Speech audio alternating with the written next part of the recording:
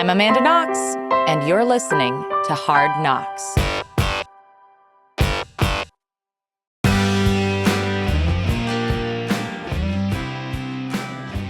In this week's episode of Old School, I revisit my conversation with Dr. Michael Shermer, the founding publisher of Skeptic magazine.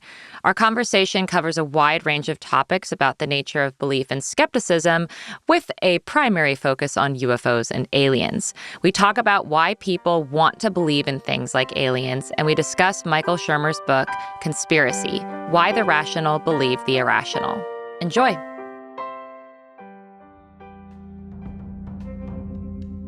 All right, it's so great to get back in the booth with you. Last time it was me for your podcast. This time, you for me. And I feel really lucky because I feel like I don't get to talk to people about UFOs that much.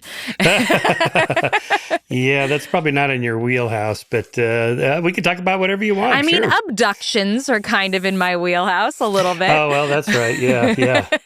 Well, actually, a lot of it, particularly the alien abduction phenomenon, is pure psychology. It's sleep paralysis, most likely. And it's, experiences that people have when they're asleep. They're not actually going anywhere outside of their mind. And it's an interesting phenomenon. Some non-trivial percentage of the population has sleep paralysis, where they wake up in the middle of the night. Their bodies are somewhat paralyzed, or they feel paralyzed. They can't move, but they wake up. It's like a waking dream or a lucid dream.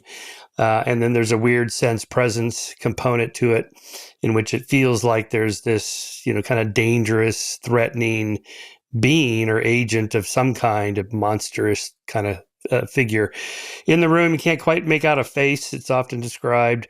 So the culture kind of tells you how to fill in the details. So, centuries ago, these were demons. These were incubi and succubi coming to harass people in their beds at night. And, we've gotten past that. We don't mostly believe in demons anymore, but aliens are our demons. So that's aliens where that are our comes from. Demons. Although it's interesting, I'm really actually quite excited for you to talk to me about the relationship between people's desire to believe in aliens and how that relates to religious desires to believe in supernatural beings who have our, best wishes or not our best wishes at heart. And I think the thing that I find fascinating about it is I'm a little bit sucked into the wanting to believe that aliens exist, in part because it feels absolutely arrogant to think that we're the only life in the universe. Like, how could, my brain just explodes at, how is that even possible? But then there's that question alongside the, have we been visited by aliens? And is Roswell a thing? And is the government telling us everything about aliens? So what is this relationship between the desire to believe something, and how does that relate to the desire to believe, to have religious beliefs?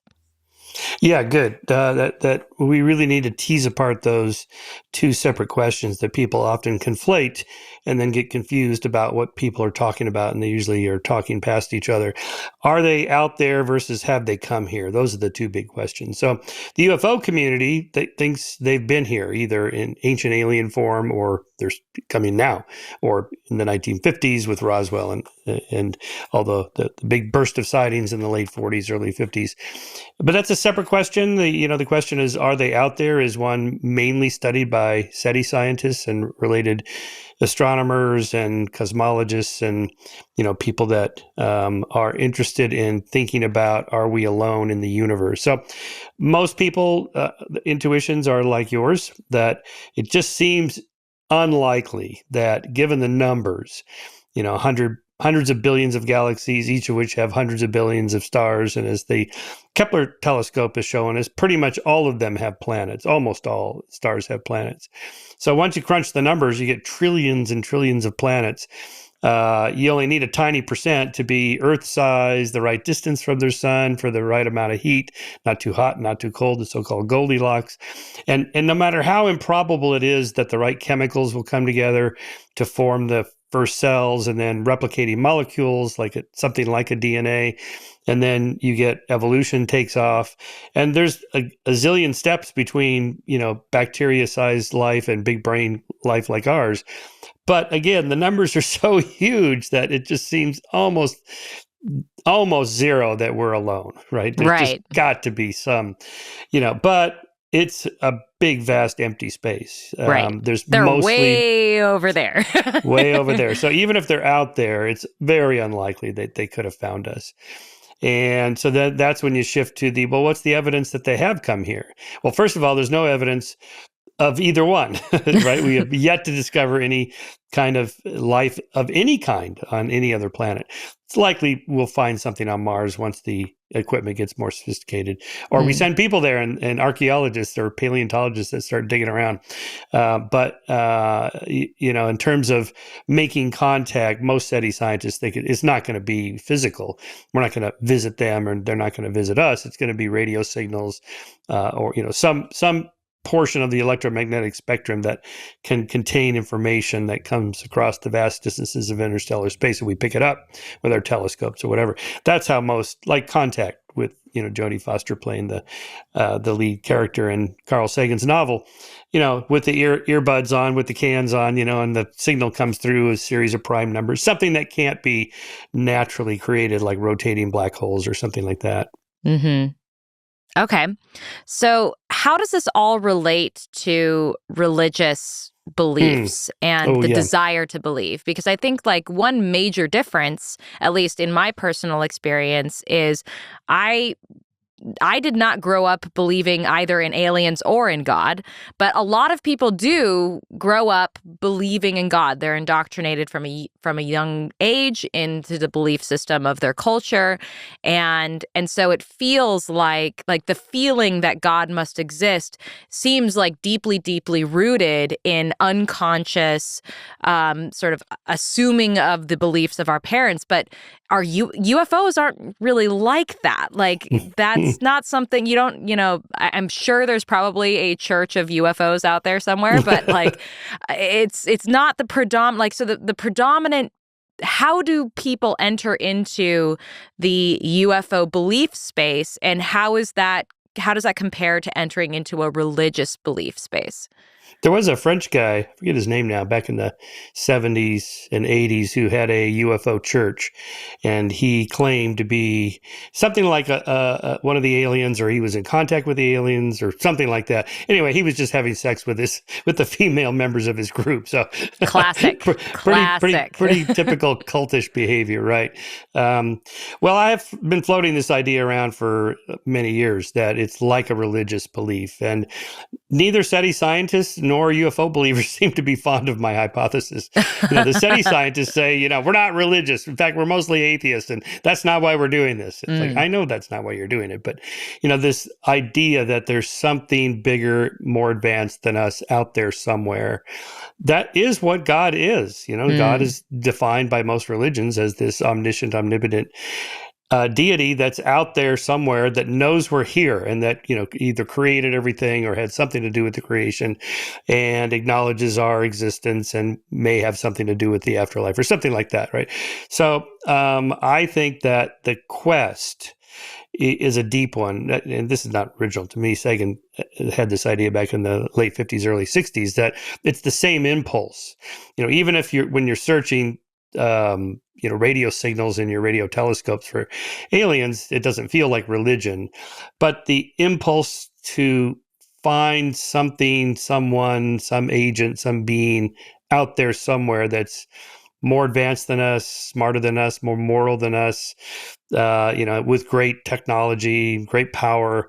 That's almost always what the aliens are portrayed as. And that would be correct if we made contact with an extraterrestrial intelligence. They're not going to be just a few years ahead of us or behind us, right? Because of the complexities of evolution and the unlikeliness that any evolutionary process on some other planet would be in lockstep with ours. Right. It's just, not going to happen. And you see how rapid science technology evolves now, just take the last century of computer technology or planes or whatever, they all have this kind of exponential growth rate. Most technologies do. So if, carry it out, not a century, but, 1,000 centuries or, 1,000,000 centuries, and it would be something like that. First of all, we're not going to make contact with aliens that are less advanced than us, because they wouldn't have radio to contact us. They wouldn't have spaceships to come here, because we just got all that.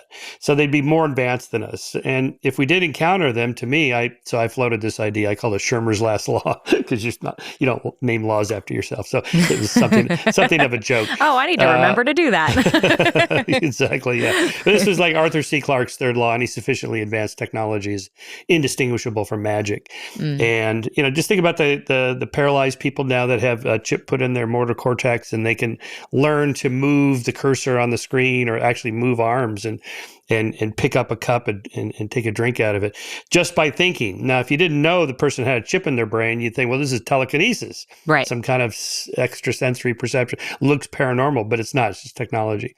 So to me, if we did make contact, the gods would seem like I suppose we would seem to a Neanderthal.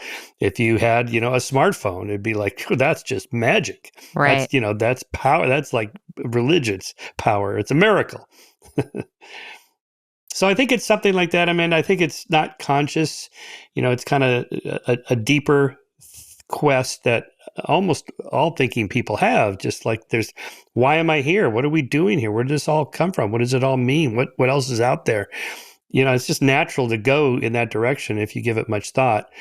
And it's so, whether you find it, that it's Yahweh as the agent, or one other religious gods, or aliens. To me, I don't see that much difference between them.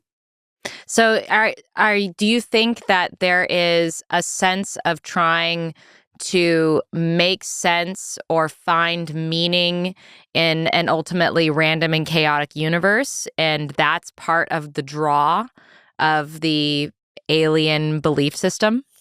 I think so, yes, because the only thing scarier, like I talk about this in my conspiracy book, the only thing scarier than that there's the Illuminati or the Rothschilds or the Rockefellers or the alien lizards are running the world, is that no one's running the world, right? You mean what? No one knows what's going on? No, it's chaotic. How do economies work? Well, we have reams of PhD economists who don't agree with each other on, the most basic questions. Why is there inflation? How do we stop inflation?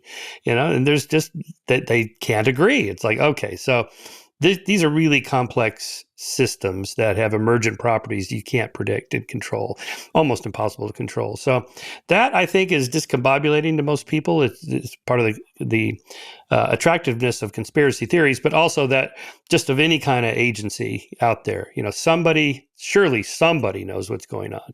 Somebody understands this. Somebody can control the whole thing. And that leads to that idea, nothing happens by chance. Everything happens for a reason. Mm-hmm. Almost everybody goes in that direction, starts very young. Developmental psychologists tell us that, children, imagine the little toy mouse that the alligator munches in the little presentation they present these small kids. And, from a very early age, they imagine the munched mouse is somewhere else. It went somewhere. It still exists somewhere. It misses its mommy and it's scared and it's thirsty or whatever. So, it's easy to, kind of portray like the essence of the being continues on without the physical body, and that's the basis of belief in the afterlife and heaven. You go somewhere, what's it like to not exist? It's impossible to picture it because you have to exist to picture something, right? So before you know it, you have gods in an afterlife in some place out there and these kind of hidden invisible agents. And that's all wrapped up, to me, I think, in the UFO thing as well. It's like a religion. What do you say to those who argue that I'll begin this question again. As someone who is professed skeptic, that skepticism is, a fundamental way of living as a rational human being in the world, and it's really important. What do you say to those who argue that fundamentally all things come down to belief. Even the scientific method is ultimately something that people believe in, and that evidence is like, where do you draw the line about what counts as evidence, what counts as something that is justifiably believed in versus just believed in out of the desire to believe? Have you ever encountered people who have proposed that argument to you?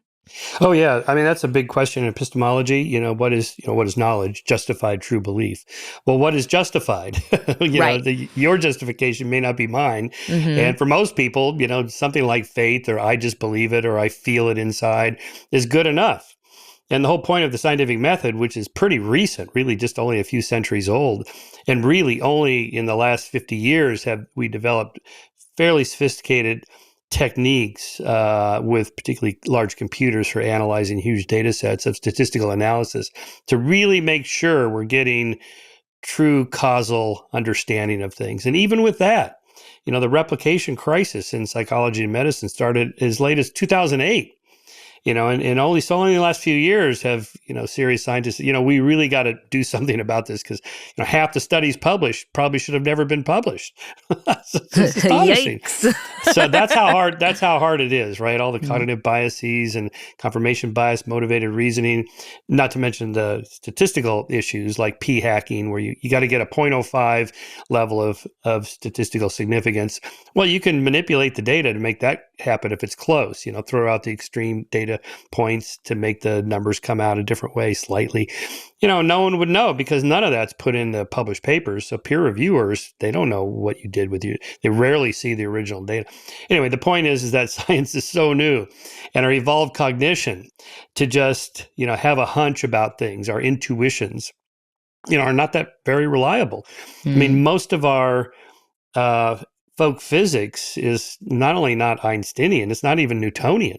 The idea that an object, in motion will stay in motion forever until something acts upon it. It's like you never see that anywhere ever, right? Right. You roll a ball and it just stops. Well, why? Well, because of friction and so on. But, our folk psychology, our folk economics, our folk biology, most people are creationists. It just seems like the eye was designed. It looks like a designed object, so there must be a designer. That's natural. That's normal. It's counterintuitive to think there's no designer. Well, then where did all this complexity come from? Well, then you got to get into Darwin and natural selection. How does it work? And most people don't actually even know how it works. This is the work of Andrew Stillman, my friend and colleague at Occidental College, who got people who said publicly they accept the theory of evolution by natural selection. Totally, they have no adherence to creationism at all. But you ask them, well, how does it work? And they don't know. Actually, they usually offer some kind of Lamarckian, well, the giraffe stretches its neck and then the babies have longer necks. No, that isn't how it works, right? So when they're saying they believe it, they're really signaling something more generic, like, I accept science. They seem to mostly get it right. So I'll just say, yeah, I accept it. Right. And same thing with climate change or, pretty much anything. People who signal they accept it or reject it really don't understand it very well. There's a famous study, Dan Kahan's study on NAFTA. People that publicly signal they support NAFTA or they oppose NAFTA. If you ask them, well, what is it? Well, it's that North America, it's some kind of trade thing. I don't know.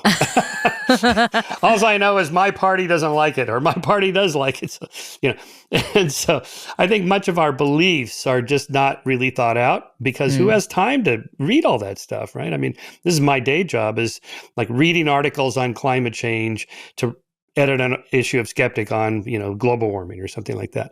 Well, it's a massive undertaking, and I'm not a climate scientist. I have to consult people. The average person doesn't have time to do any of that. So really, these are proxy beliefs. It just kind of stands in for something else. I trust science.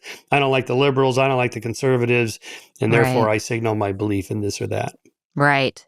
Well, that's a fascinating problem. Not all of us can just sit around and consult experts and be skeptical, professionally. So how is it that, even somebody reading Skeptic magazine has to have a certain belief in you?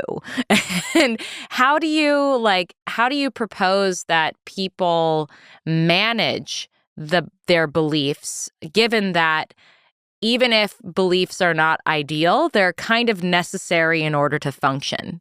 Yeah, you have to. You wouldn't get out of bed if you didn't believe things were going to work. That Right. there's gravity and the car's going to start and the money's still in the bank and my job's still going to pay me. And, just kind of who has time to think through all that stuff? You just make all kinds of assumptions. But to the question, why should we believe you, Mr. Skeptic? My answer is you shouldn't. Don't take my word for it.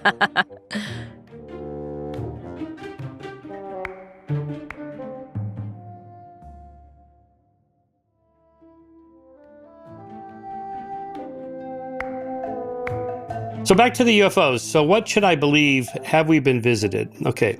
So instead of saying yes or no, let's drop that binary black and white approach to knowledge. Just make it a continuum. Let's assign a percentage likelihood to it. So this is the basis of Bayesian reasoning, where you could kind of do some calculations to the extent that you can based on the evidence of what you should or should not believe in its likelihood. So we start with what's called Cromwell's rule. Oliver Cromwell was the famous jurist and politician who said, "I beseech you in the bowels of Christ, you might be mistaken." This was a political speech he gave, but this has come to be known in Bayesian reasoning as Cromwell's rule. That is, you never assign a 0 or 100 to anything, because we might be wrong. Right? None of us are omniscient. We're not deity. I'm not God. Neither are you. There is an objective reality. Only I don't know what it is, and you don't either. So we have to start with the assumption that we could be wrong. Now, given my priors about UFOs, that I've been following this for 40 years, and I've been hearing claims about disclosure at any moment, and we still get the same old blurry photographs and grainy videos and stories about weird things in the sky. My priors tell me that my credence is very low that they're actually here, but not zero. I could be wrong.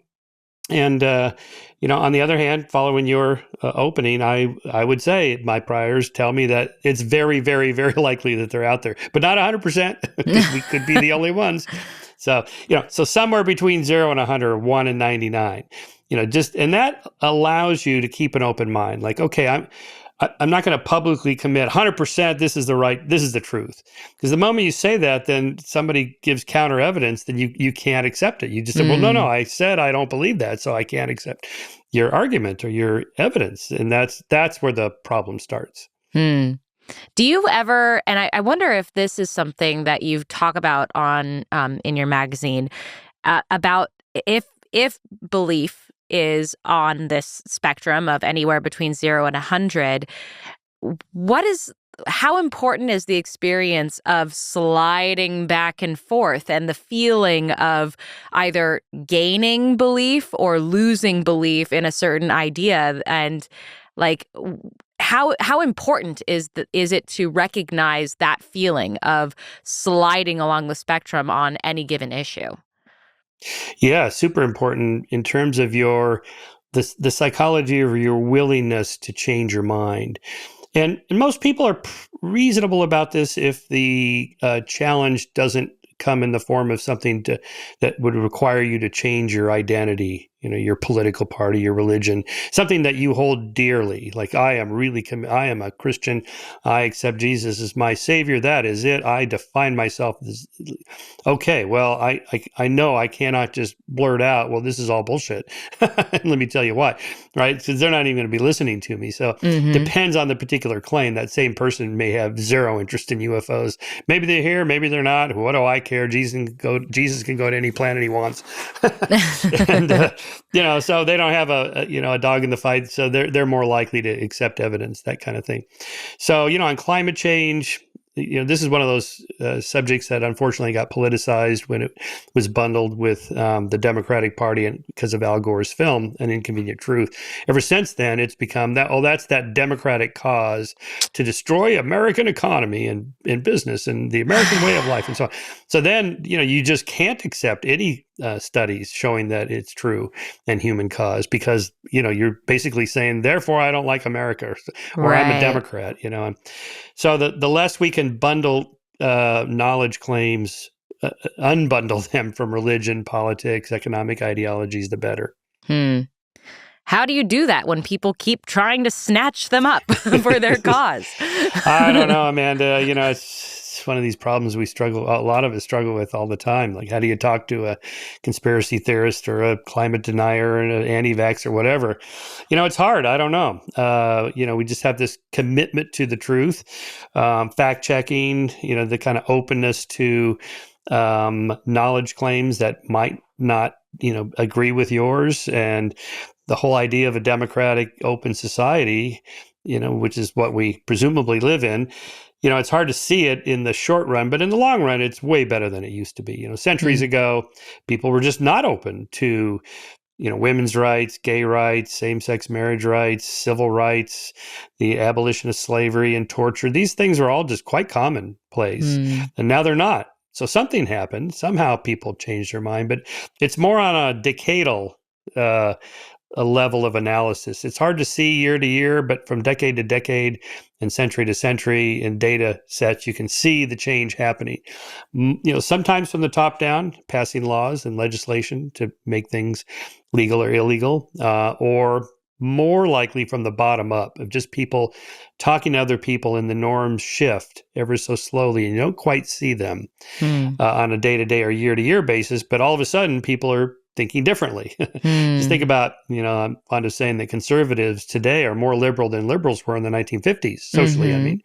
And today, even same-sex marriage and gay rights, even most conservatives have kind of caved in on that one. They don't even talk about it anymore. Right. Almost nobody does. And it's like, that's only 2015. So that was really fast, right? Or, the acceptance of women in the workplace and, these kind of basic things that were not normal in the 1950s and 60s. And now they are. And so how did that happen? A combination of, anti-discrimination laws and, workplace protections and things like that. But more, I think, just the norms changing from the bottom up, through novels and books and TV scripts and films and just day-to-day life, and people just stop thinking one certain way.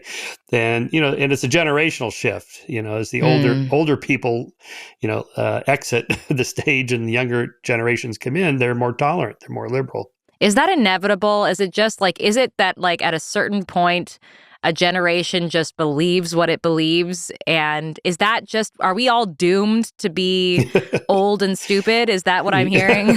What is... Yeah, I know, because I'm a boomer. I was born in 54, so it's like, oh no, I'm one of those? I'm one of those guys. Oh no. Yeah, I know.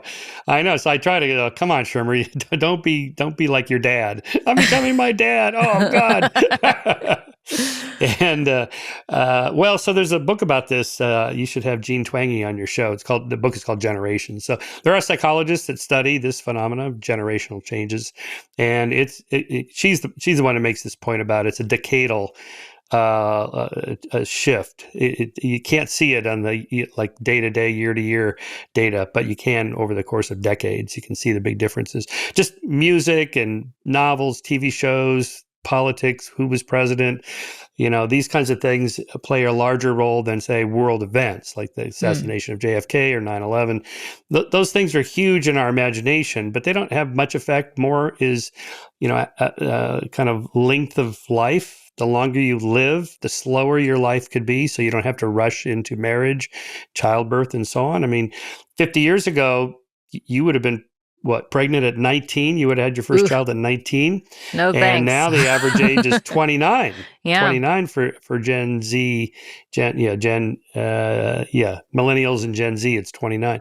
And the birth rate has plummeted. It was like 3.5, I think, per woman in the 1960s, and now it's 1.6, which is below replacement level. Replacement level is 2.1. So why is that? I mean, there's nobody dictating that, you can't have a kid until you're 29. It's just that if none of your friends, if all your friends go to college, none of them get married until their late 20s or early 30s, and they have kids late 20s or early 30s, you don't feel the need like, well, I gotta get on with my life. I better hurry up here because no one else is. So it happens kind of that slowly bubbles up from the bottom, and you just inculcate those norms into your own life without thinking about it. That brings back to your point of I feel like there's two things happening then when people adopt either beliefs or norms. Is there's the personal, very internal existential crisis of, holy crap, no one's in charge and we're alone in the universe kind of problem. But then there's also the problem of a sense of belonging to a community and external sort of validation and affirmation of who you are and in the building of your identity. How, like, in your opinion, what ends up being the more influential factor when people are adopting norms and beliefs? Is it that external pressure? And if so, what does that mean for us today? Yeah, because we are such social beings. I think you're right on that. It very much comes from our social groups and what they think. I mean, if you blurt out something and all your friends go, "Amanda, come on, man, that's not cool," or that's not a nice thing to say, then you're going to go, "Oh, yeah, okay, I better rethink that." Right? And so even if it's not directly like that, you get a odd look, like, "Huh? What did you just say?" Then you think, "Huh, maybe I shouldn't say that again." So that's how language changes. Not from the top down. Who invented the word 9/11? Nobody. It just started to be used. And Right. most language evolves like that. Some of it's, more overt, like, don't use the N word. Okay, I got it. I'm not gonna use that word. Okay. Or the C word for women or whatever. And okay, so somehow that all changed, and if you look at TV scripts, novels from the 1950s and 60s, they're very different from today. How they talk about Jews and blacks and women, and that all gets inculcated into our brains and our norms, but also really through our social groups, because who lives alone? Nobody, almost nobody. So I think that's a huge effect there. And again, you just don't see that immediately, but somehow you look back and go, wow, I really thought differently in my 20s than I do now. And how did that happen? I don't even remember how that happened, right? Mm-hmm. But, and again, this sort of goes back to that issue with UFOs, where it's like, typically when you think of the norms and belief systems of a community, like, a belief in Christ because you're Christian and your community is Christian, that's something that it's sort of in the ether around you, and therefore you sort of unconsciously adopt it. But with UFOs, it's different. It's not like, I mean, there aren't, sure, there are like small weird communities where kids are growing up with, people talking about UFOs all the time, but it seems like this is an interesting belief that is sought out by a particular individual, and it is a community that people aspire to be a part of. So why is that? That seems to be a difference. Do you see that as a difference, or is that just another version of the same thing? Well, it used to be really fringy. It's less fringy now, in part because starting with Carl Sagan in the 60s and others, that kind of made it acceptable to talk about the possibility that aliens are out there. Again, still different from the UFO thing. Mm-hmm. But even the UFO, and now the change to UAPs, unidentified aerial phenomenon, that's a little more neutral, because UFOs, the phrase itself has some pejorative nature to it. Right. People picture the tinfoil hat wearing wackadoodle kid living in his parents' basement blogging about UFOs. And it's not like that so much anymore. And it's become more acceptable. I mean, the US government now has, task force and committees to talk about UAPs. Not that they think that they're aliens. In fact, that they said, we're pretty sure they're not aliens, but they might be Chinese or Russian, right? But is that politically motivated? Just slightly, yes. Well, that is their job. I mean, the Department of Defense, to protect the American continent, right? The Homeland Security. By the way, what would constitute evidence that we are, that these UFOs are real, or it's some super advanced technology or something like that? Well, the Chinese spy balloon, that was good evidence, right? Clear and unmistakable photographs and videos from tons of people, including fighter pilots. And there's the picture. It's not blurry. It's not grainy. It's not like I can't quite make out what I'm seeing. And the pilot's, he's all excited. Whoa, none of that. It's like, there it is. You can see it. I can see it's on the evening news. They shoot it down. You can see the photos of the Navy ships out there hauling the debris out of the ocean. That would do it. If we had an alien spacecraft or a Chinese super spy balloon drone or something like that with advanced technology, that's what would do it. Everybody would believe. Hmm. Ufologists are like, well, you scientists are all dogmatic, closed-minded, flatlanders. You'll never accept. No, not at all. We would totally accept it along the lines of the Chinese spy balloon. Show me that, something like that. But instead what we get are these, again, blurry photographs and grainy videos. And look, if you sort of squint and use your imagination, you can see that it's a disc. It's like, no, sorry, that's just not doing it. That's not acceptable evidence in science. It's just not good enough. And the strength of anyone's own personal anecdotal belief doesn't count as evidence, unfortunately. It's not enough. It could count as something like, well, something weird happened. Let's go investigate. Okay, that's fine. But for scientists to accept it, it's the analogy I make is like in biology, if you want to name a new species, you actually have to have a type specimen. You captured one, you shot it, or it's a roadkill, or there it is. You have it in the cage, and you take it to the conference with your photographs and videos, and everybody can see it. And then it's in the museum, or it's in the zoo, and there's no mistake about it. Like the mountain gorilla was discovered as late as 1903. No one knew about the mountain gorilla. There it is. Now they're in the zoo. Anybody can see it. It's acceptable knowledge. But Bigfoot, well, where is it? I was out camping. It was 3 a.m. and I heard this noise and I went out there. I got my camera and I took this picture. Now, it's kind of shady. It's a little dark, but if you use your imagination and you squint, you can sort of see 2 little eyeballs and some arms. And it's like, no, you take that to a biology conference and go, hey, I found a new species, a bipedal primate. Unbelievable. They're going to go, no, sorry, dude, where is it? Bring us the body. And well, it escaped. Well, sorry, it's just not good enough. Right. Which actually, this is just a kind of silly question, but do you find the X-Files to be like super annoying? Because the way that I often find it very anti-skepticism in the sense that time and time again, Scully's job is to be the skeptic, and very often what happens is like a UFO flies right over her head and she's like, well, it could have been something else. So right. Is that I know what you mean. Yeah, it makes the skeptics look closed-minded and dogmatic, but at least they had a skeptic. Right? Yeah, fair enough. But I actually, Amanda, I actually liked the show because it was pretty well produced. The scripts were, fairly sophisticated, and they dealt with a lot of topics that are in my wheelhouse, so that was fun. We got a lot of media queries at Skeptic about these things. What about this? What about that? Could it be true? That sort of thing. And so, yeah, I liked it. In the same way that, TV shows and films that are really well produced, they're pretty gripping to watch and listen to. It's like The Ring. I don't believe any of the stuff in The Ring, but I was still gripped by it. It was hard not to watch it.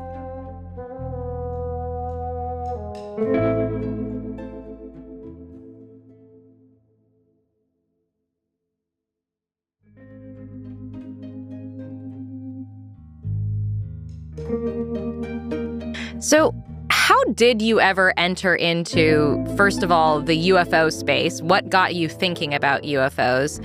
And what got you into the skepticism space? Like what sort of belief system did you encounter in your own life that got you thinking, wait a second, skepticism's the way to go? What's your origin story on that? My origin story, yeah. Well, first of all, I think you'd have to be really uninterested to not find something compelling about UFOs, because it does touch on that deeper thought that we're not alone and that there's something. And then before you know it, you're talking about extraterrestrial intelligences and galaxies and stars and planets, and you're doing astronomy. So that's good. And, my first class in college was Astronomy 101. Richard Hardison was my professor and later became a friend. And I was just totally fascinated by the whole thing. And then discovered Carl Sagan and all that stuff. And, he was writing a lot about these ideas of extraterrestrial intelligence, but his skepticism was also there for UFOs. And, he made that distinction. Are they out there? Have they come here? What kind of evidence would we accept? And so on. So that got me into that. Then, And then when I was in graduate school in experimental psych, there was in the 70s, there was a lab, a paranormal lab at UCLA run by Thelma Moss. And she was doing experiments on like Kirlian photography and hypnosis, altered states of consciousness, ESP, the supernatural, the paranormal. And Uri Geller was all the rage. This is the Israeli spoonbender who was, allegedly bending spoons with his mind.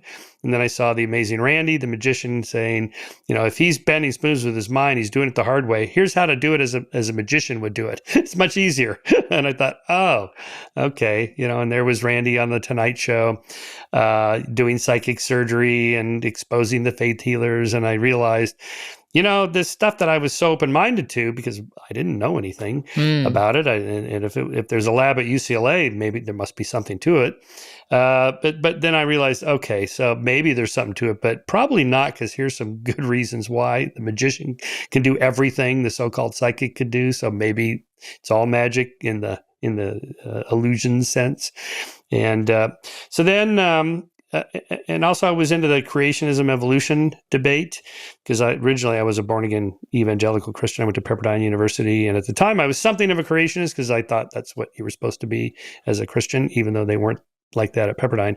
But after I got out of religion after 7 years, then I started applying those tools of science to everything, not just religious claims, but to any claims. And then by the time by the late 80s, early 90s, when I got my PhD and was a college professor at Occidental College, there was something of a burgeoning skeptical movement that I wanted to be part of. And Carl Sagan gave this speech in Pasadena called The Burden of Skepticism. So I write about this in my first book, Why People Believe Weird Things, dedicated to Carl, about how to think like a skeptic. And I thought, wow, that's what I want to do. And again, it's not dogmatic, it's not closed-minded, it's not cynicism, it's not nihilism, we can't know anything. It's just, just a reasonable question. What should I believe? What should anybody believe about anything? And can we really get to the core of that question? Or are there some areas that are just off limits, like art or music or politics, religion? Are religions destined to always be off limits for science? Or there's some claims that can be tested or thought about rationally. So the example I use is the resurrection of Jesus. What I want to know is, did it really happen? So if you get a Jordan Peterson like Joseph Campbell mythology approach, well, whether it happened or not is irrelevant. It's what it stands for. It's what it represents, and people believe it changes their life. They're born again in this life. In terms of forgiving other people and starting over and, bearing their own cross. It's like, okay, all right, I get all that. Literary truths and psychological truth, mythic truths can affect people's lives. But that's slightly different from the scientific question. But did it really happen? Was there this guy named Jesus of Nazareth? Was he really crucified? And did he really come back from the dead 3 days later? That's a different kind of question. So I try to keep those separate. And once you start that, then it's hard to stop. Like, well, what else are people claiming? But if somebody says, well, it makes me feel better personally inside, there's not much I can say about that. Right. It's like I had the opportunity once to meet Isaac Hayes, the great Grammy Award winning singer. Theme from Shaft was his most famous song. Anyway, he'd kind of fallen out and had a meltdown over drugs and alcohol and all this stuff, lost all his money. Then he made a comeback due to Scientology. It's like, oh no, Scientology, it's a cult. I've been lifelong criticism of this, critic of that. Anyway, but he was friends with my best friend. And so I used to go back and have Thanksgiving dinner with my buddy, Michael Coles. And there's Isaac Hayes sitting across from me at the dinner table. Oh my God. And so I just asked him, what does Scientology do for you? I wasn't being critical. He didn't even know who I was. So, right. And he just told me, well, Michael, I had all this fame and wealth and fortune and everything was great. And then I lost it all and they helped me. And now I'm back on my feet. My career's going again. And I couldn't have done it without them. Well, that's, I just let it sit there because I don't want to take that away from somebody and say, oh, but it's all bullshit. Right. There's an internal truth. It helps me. It works for me to believe X. Okay. But that's in a kind of a different realm than in a scientific realm. Does it really work? Does Scientology really work better than something else, psychotherapy or whatever? That's a different question. Right. I mean, that's an actually interesting dilemma that you are encountering, which is when and how do you discuss faith with people, and also is it the trappings of the faith that they're attracted to, or is it the actual faith belief system itself? As somebody who is living with and living by skepticism, do you find yourself to do you think people like you? Well, Amanda, I hope so. I don't want to be disliked. No one wants to be disliked. Well, my approach is mostly fairly conciliatory with people who believe anything. I try to approach it like a scientist. I just want to know, why is it you believe X, whatever it is?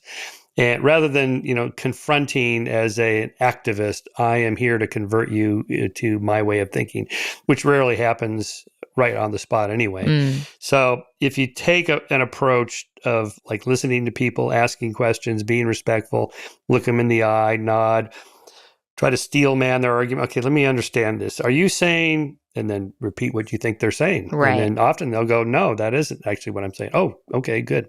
And then you go back and forth until you figure out what it is. That alone will get you a more of an open mind on the other side of the conversation, because then they think, well, this guy respects me. He's listening to me. Okay. And if I say, well, I was a born-again Christian once too for 7 years, they go, what? Right. Really? Well, what happened? And then I tell them, and they go, oh, huh. Okay. And so instead of saying, being confrontational, I find that helps. You have to be true to yourself. Some people are more militant about these things than I am. But Christopher Hitchens was famously very contrarian this way. Right. In his own, you can watch these videos online, hitch slaps, they're called. I know. It's a little, it's a little aggressive. It's a little like, oh, ugh. I mean, like, I kind of want you to score that point, but also, yeah. That actually big fun. Oh, go ahead. Big fun to watch, but it's like, I don't think I could pull that off. I know. That actually reminded me of my question that I was going to ask you, which is, as somebody who is coming from a place of having been a born-again evangelical Christian, did your crisis of faith ever become a crisis of identity for yourself? I've definitely interviewed people, for example, who said that once they questioned their faith, which is a huge part of their identity, they sort of lost faith in themselves, and they didn't really trust themselves to know what to believe in anymore. Did you ever have that experience? No, because I wasn't raised religious. My parents were not religious. They weren't secular. They weren't anything. They just never gave it much thought. And mine was more influenced by my peer group, my cohort of people I was hanging around with in high school. They were all doing it. And, it was kind of this was the early 70s. So this was the early kind of evangelical movement, non-denominational, didn't belong to any religious church or anything like that. It was just me and Jesus and the Bible. And the group of, long-haired, guitar-playing, kumbaya kind of people in the sandal wearing, that kind of era.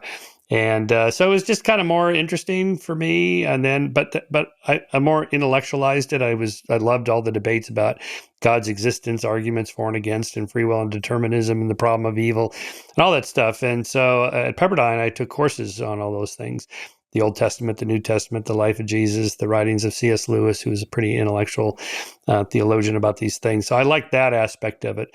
But I was young. I was in my early 20s. So by the time I gave it up, it didn't really matter. I mean, I think my family was relieved that I gave it up, because I quit evangelizing to them, at every possible moment, because that's what you're supposed to do. Right. So finally, he quit talking about Jesus. Jesus Christ.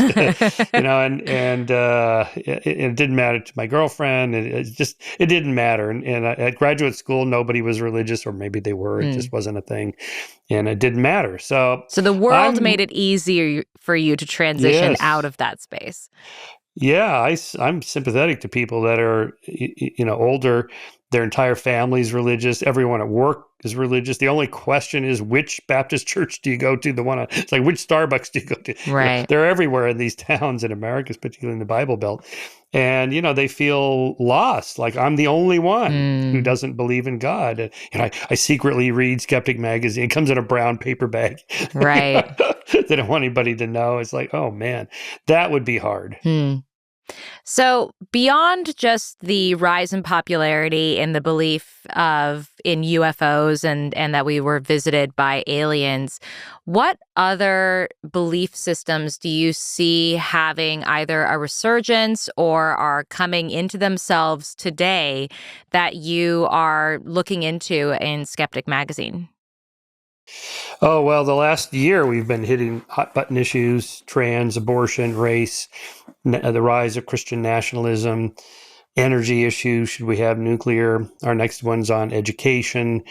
What do we need educational reform? Why do our schools suck? How come America is like one of the worst of the Western industrialized democracies in terms of public education? We spend more than anybody. Healthcare, another. I'm trying to apply skepticism to other areas that I think are important, more important than UFOs and psychics, astrology. I mean, we've already done those things for 30 years. Like, it's enough of that, right?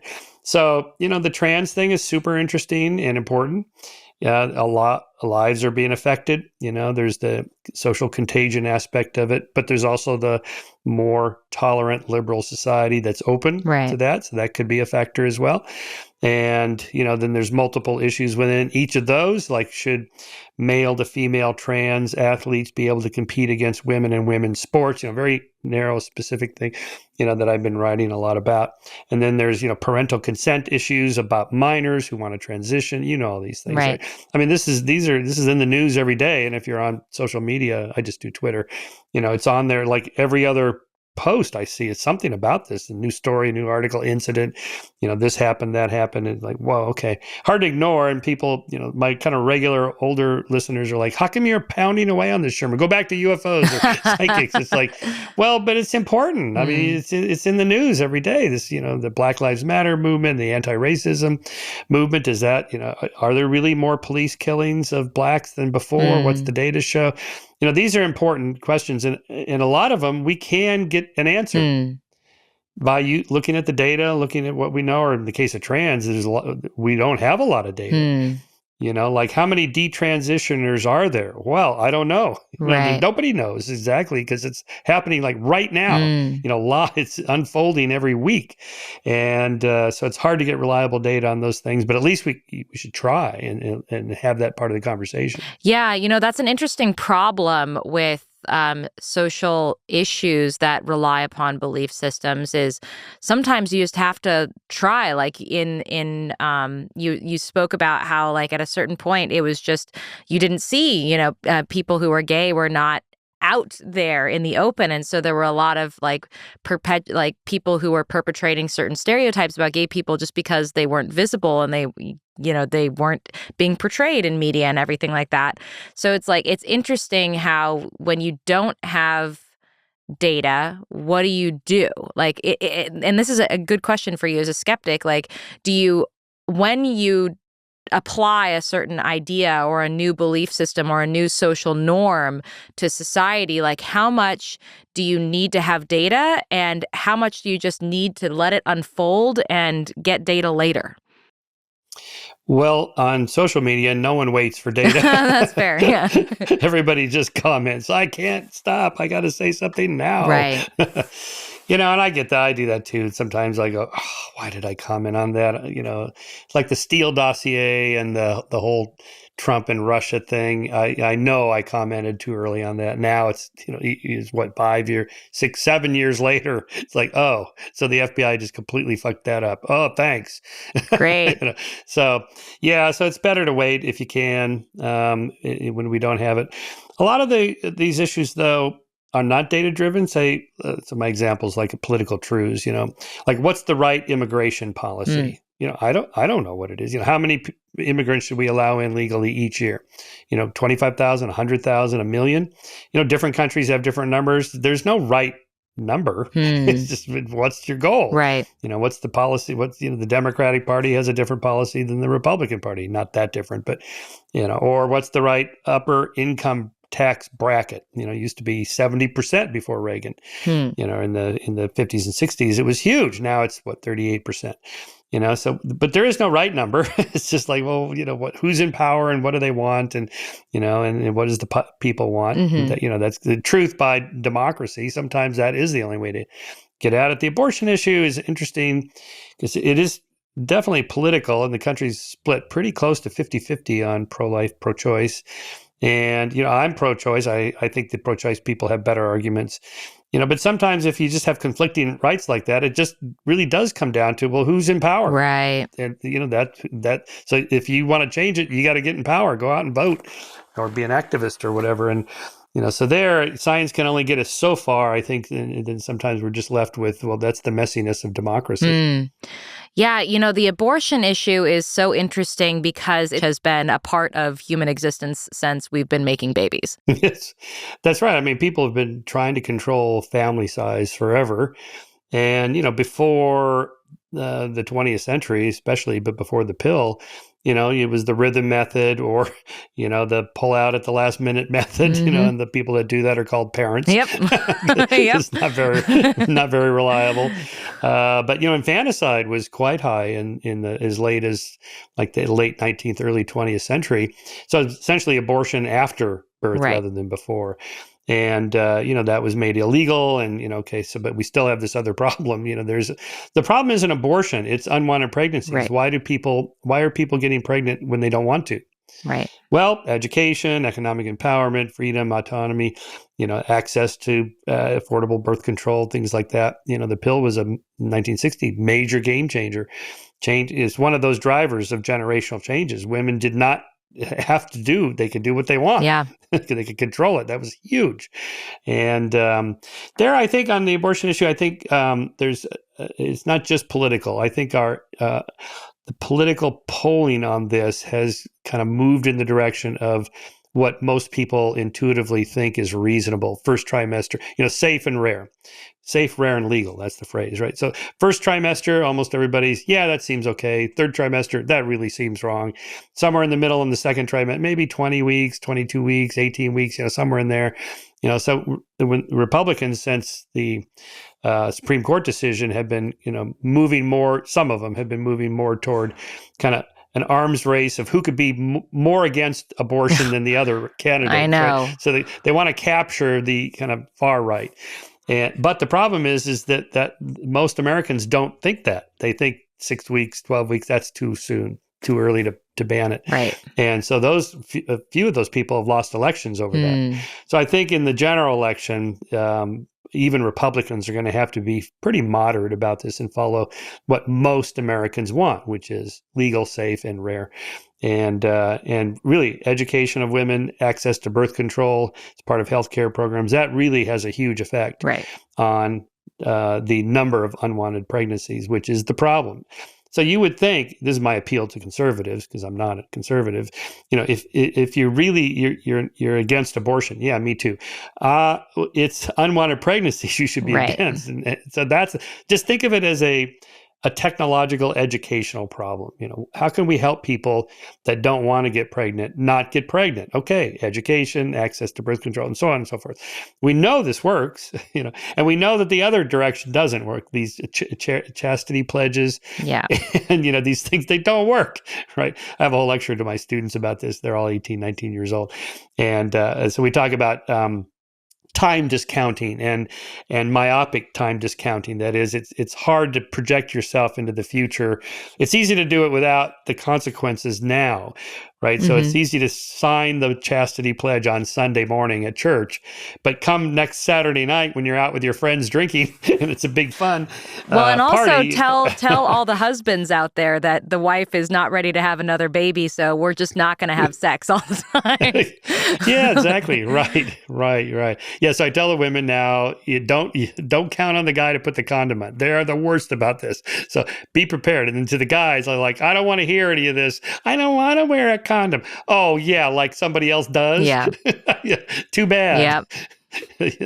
So, that's part of the problem there. So again, we just have to make it just accessible, affordable, easy to get, and so on. Not because I think, people should just have carefree sex, and, there's pushback against that. Maybe women can't have sex like men do. That's some of those new books about that subject that I think you've talked about that too. Louise Perry's book, The Case Against the Sexual Revolution, all right, fine. But just have the choice. Yeah. Right? Just do whatever you want. And don't have sex, fine. But, don't criticize other people that do and are taking precautions about that. Right. Anyway, that's sort of a little off topic there. But I think that's most Americans' intuitions about abortion are pretty accurate. Thank you very much for listening to this old school episode from the archives. I publish my favorites twice a month on this feed. Please subscribe at amandaknox.substack.com to get ad-free episodes of Hard Knocks, subscriber-only essays, live video hangouts, and more. Subscribers can also submit questions for my weekly Ask Amanda Anything episodes. Really, truly, you can ask me anything. Again, that's amandaknox.substack.com. Hope to see you there.